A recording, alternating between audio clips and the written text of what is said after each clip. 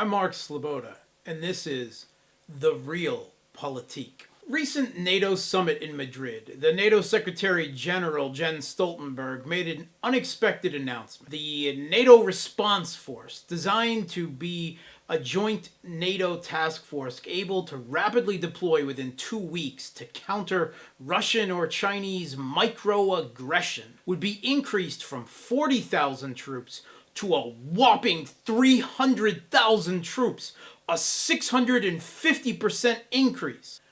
According to the Washington Post, Stoltenberg's announcement caught the top defense officials of many NATO members off guard, leading them to question which of their forces, if any, were being included in this 300,000 figure. Keeping so many troops permanently deployed and ready to respond at a moment's notice takes money.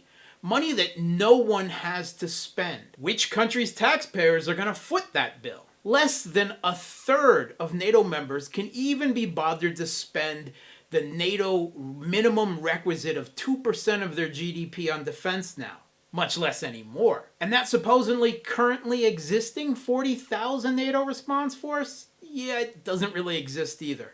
Task Force whittled down that number to 25,000 and then 12,500 and finally admits that it's only about 3,500 that are fully equipped NATO troops that can be deployed in 2 weeks' time. It faces regular criticism from Western analyst circles of being outdated, under-equipped, facing language interoperability problems, hampered by NATO's requisite consensus decision-making for deployments, and not ready to tackle anything other than small security threats, like disaster relief, which is all it has really been used for. Even the NATO propaganda outlet, the Atlantic Council, has declared it a useless boondoggle and called for it to be disbanded.